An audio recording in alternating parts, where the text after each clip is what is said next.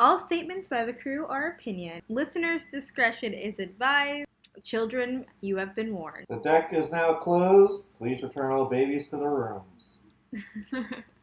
But get the babies off the ship, though. Get the babies off the deck.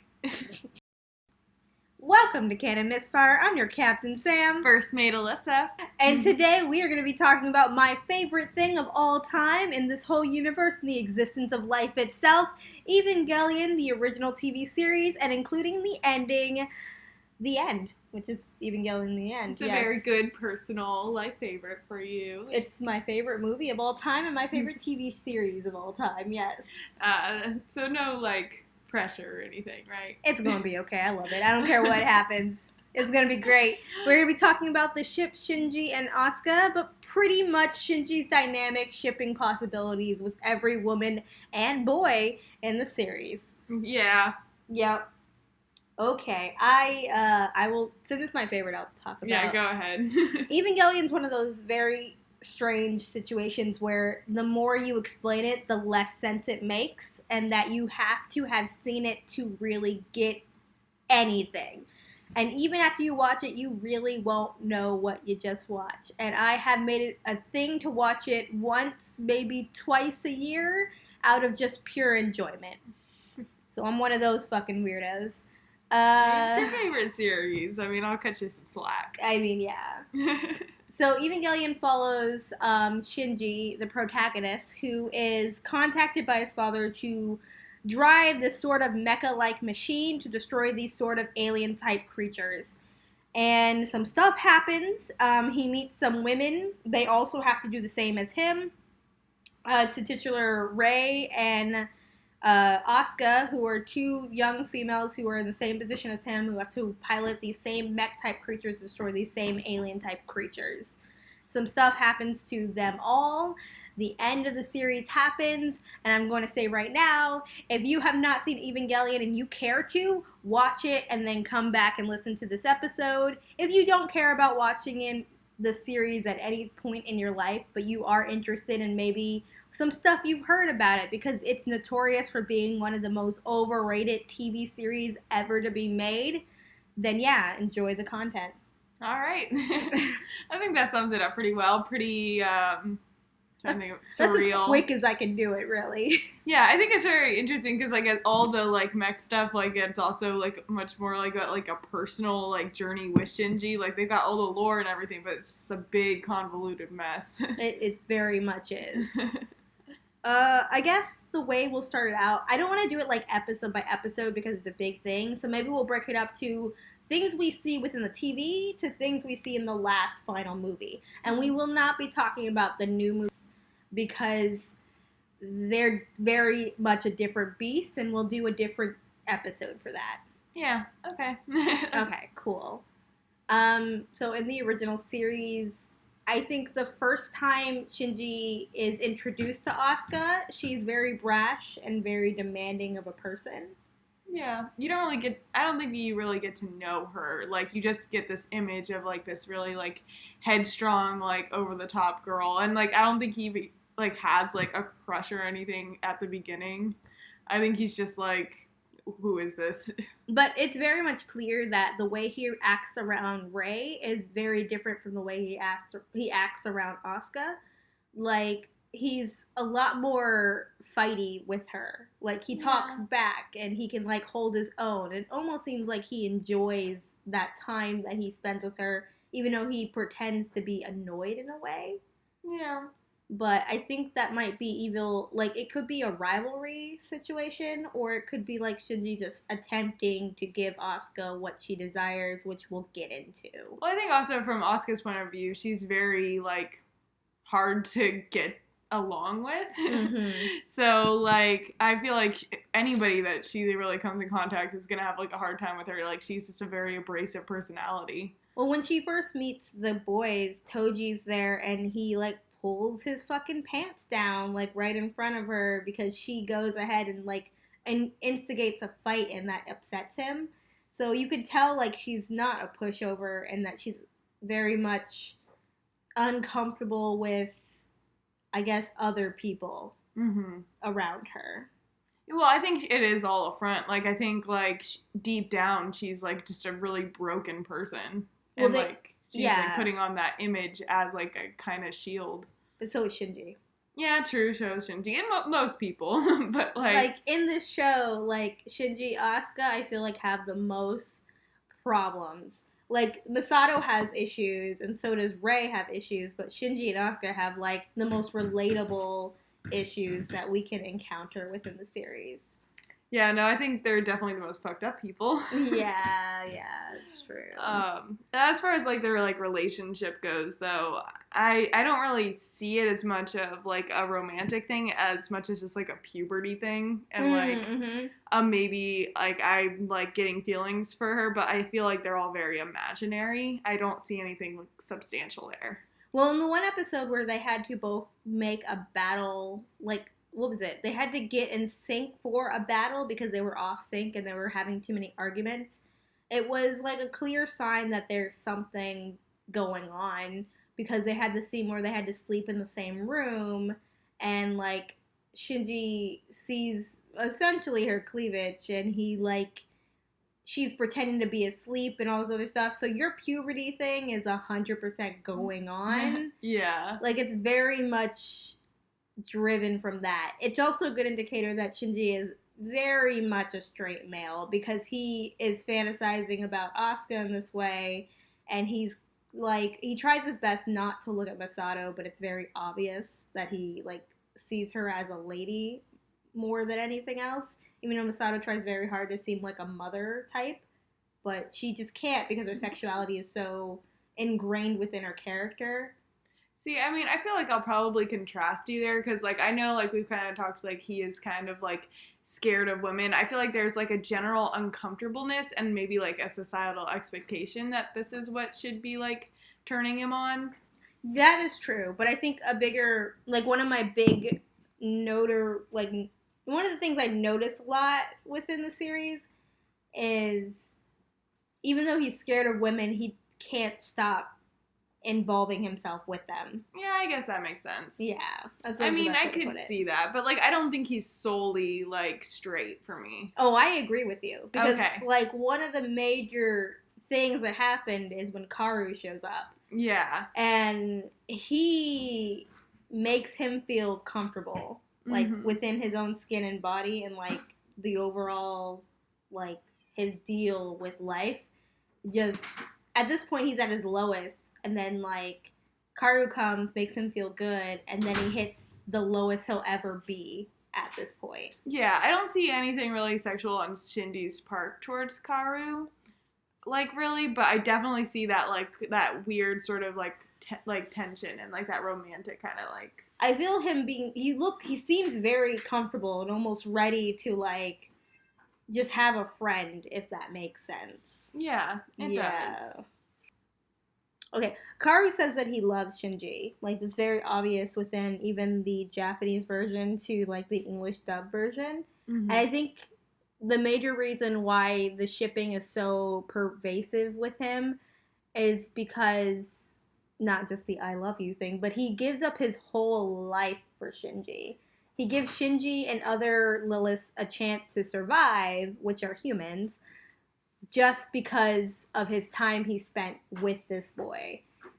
So, I know that you are one of the people that ship Kaworu. Okay, I'm one of those people too. Okay, but in this moment, when we're talking about the canonness of the show, you ship Kaworu more than Asuka with Shinji. Yeah. I mean, like I said, like, I see it as, like, something he thinks that he should, like, Asuka, but I feel like the only person that really makes, like, that really divine impact on him is Kaworu. Yeah, I can definitely see that, because if we're going to move on straight into the movie, that moment when Rei decides to, like, use Kaworu, because she has Adam within inside her to calm Shinji down, is a real big indicator that Shinji obviously might have. Like, more of, like, a romantic thing than Asuka. Like I said, like, I feel like so much of the Asuka feelings are, like, built up, where I felt like it was so much more, like, a real and natural thing with Kaworu. Yeah. But, I mean, I'm a shipper. I'll see whatever I want. But, I mean, as far as, like, the canon goes, like, I just feel like that's a much more viable ship.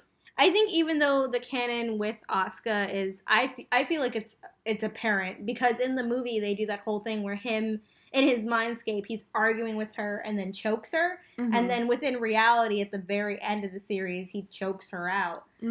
Almost to seem like, I think, to seem like she's either to see if she's alive or if she's real, or another theory is that he still thinks he's dreaming, and then when he finally sees that she moves and touches him, she realizes she's alive as well, just as much as he is. Yeah.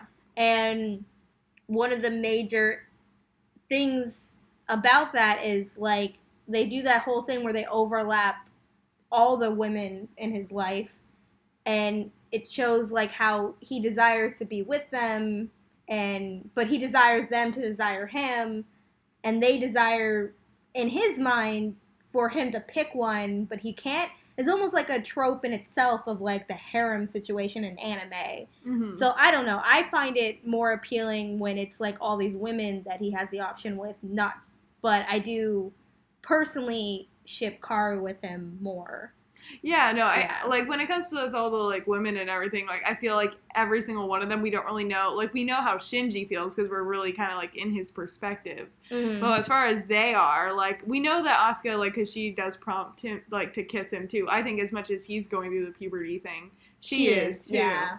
And he's like the closest option that they can kind of like test things out. So I get that, but when it comes to like a romantic like ship that isn't like abusive or like really unhealthy, not a good indicator. That's true. And even though we are canon misfire, we are just talking about ships that exist within canon to begin with. And I do see that as, even though this is probably the ship that is the one that is going on, because it's not indicated or said within the show, there's no time for that type of stuff. But that being said, it doesn't have to be healthy for the story itself. Yeah. So I understand that completely. And I do see it as not a very good ship in general. Yeah. And Evangelion's a can of worms to begin with. I mean, it's a lot. And like you said too, with like how you interpreted like the ending scene where he's choking out Asuka, like where I saw it was that he was trying to like do a mercy killing for her. Like he clearly sees that the end of the world sucks and they're the only ones in it, and as much as they fought to live, I mean, this is not going to be a substantial, like, life. So I feel like it was almost like a pity thing, trying to, like, take her out, too. I can see where you got that, yeah. And that's just how I interpreted it, watching it. And, like, when, like, he's, like, crying, like, on her face, he realizes he can't do it. And she's just like, wow, you really can't do that. Well, yeah, I agree with you.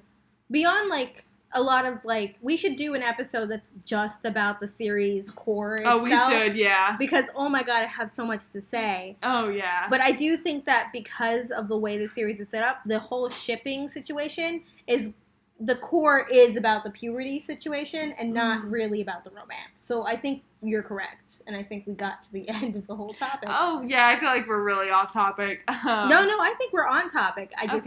I think there's nowhere else to go because it's so open-ended, yeah. I almost feel like the shipping part of it is very straightforward. Oh, yeah? Shinji likes Asuka. Asuka potentially likes Shinji. Rei is not an option because of who she is and the way Shinji feels like she is motherly in a way, because he mentions that a few times. And he is sexually attracted to Masato. But Masato's an older woman, and obviously her sexuality in her romance is actually towards Kaji, because she mentions how much she loves him multiple times in the series. Oh, yeah. So, if we want to talk about, like, other potential ships, her and Kaji are the one that is the romantic one, but it's within all the bullshit and terribleness of their world that they will never, like, get that happy ending, and they don't. Yeah, no, I think that ship's, like, a really good indicating of, like, a really, like, real-life kind of situation. Like, it's not a happy ending ship, even though there's a real love there. Yeah, and if we want to talk about, Yui and Ikari, their ship is super unhealthy, in my opinion. But, like, it's so little and in the background and such an adult thing when the series is about children that a lot of it is not picked up on. But Yui definitely is one of those characters that we don't know enough about, but we get just enough information to know that she was toxic in my opinion. No, I agree 100%. And I don't know if we could do a whole episode about her, but I would like to give it a shot one day. I feel like you could probably just talk about this whole series for hours. I could talk about Evangelion from sundown to sunrise and just not be tired. And I watch it every year because I feel like if I keep watching it, one day I'll understand enough of it to be a pro, but I can't. I will never be a pro at the series I love because I won't put enough effort into it. There's people who write papers and like they write whole books and they started whole like websites and they have like straight up like documentaries about like their love for Evangelion. And I'm sitting here like, I love the show so much and I won't take that extra step to be a fanatic. See, where I feel like is like the whole show, it's like I feel like that's like great and everything too, but I also feel like the fact that it is so like open-ended and up to interpretation is part of what makes it so good. Yeah, I find it the best because of that reason. It's like it's not all like just custom like fed to you. Like it's something you can like ponder about for hours. So, end of the show now. Does the ship work?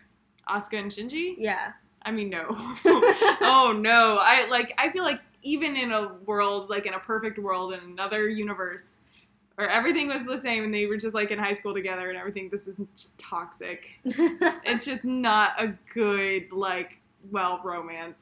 That's interesting because I think the next episode we're going to, well, not the next, but at some point we're going to do the Rebuild series, which is the movies that came out in the 2000s. And there is more shipping options. Mm-hmm. They have a whole section in the beginning for Shinji and Rei. And then Shinji and Asuka become a thing, and then there's a whole section for Shinji and Kaworu. Wow. So the fan service in those movies are like up the wazoo. Yeah, it sounds like it, and I feel like that's probably another reason I don't really like the Asuka like thing. Is because it is like also so fan servicey. Yeah, it's like a lot of titties and ass. Yeah, a lot of sex. I think for the show, this works.